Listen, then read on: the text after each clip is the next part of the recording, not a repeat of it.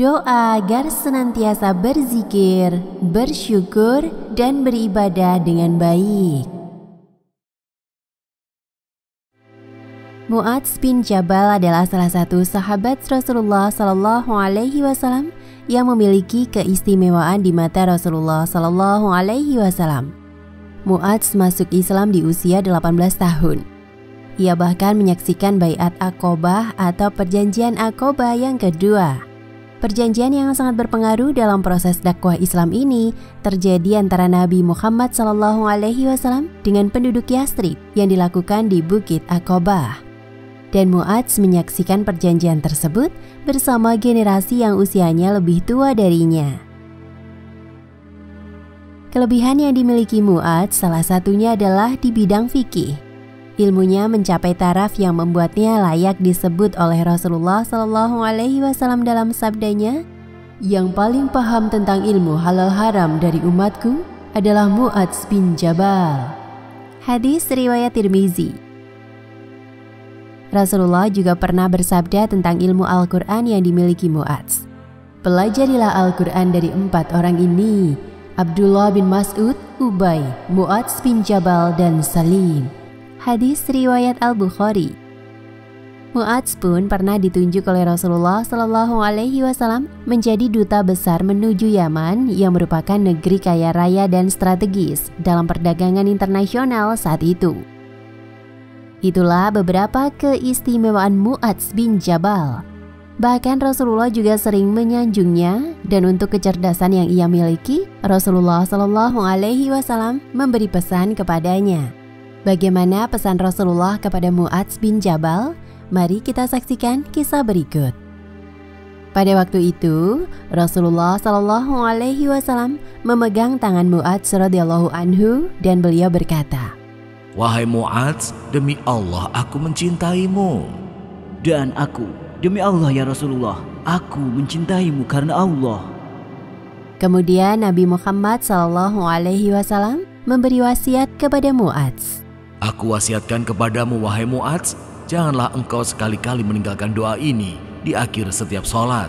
Allahumma a'inni ala zikrika wa zukrika wa husni ibadati."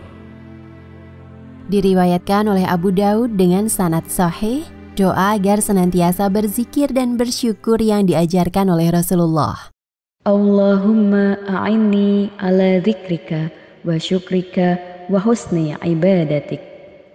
Artinya, "Ya Allah, tolonglah aku agar aku dapat berzikir mengingatmu dan mensyukuri nikmatmu dan beribadah untukmu dengan cara yang baik." Kisah tadi menjelaskan bahwa tanda seseorang mencintai yang lainnya adalah ia memberikan nasihat agar yang ia cintai terus berada di atas kebenaran. Selain itu, disunahkan berdoa meminta tolong kepada Allah dan meminta diberi taufik dari Allah agar mudah berzikir, bersyukur, dan beribadah. Terdapat 3 permintaan yang diminta dalam doa yang diajarkan oleh Rasulullah SAW ini.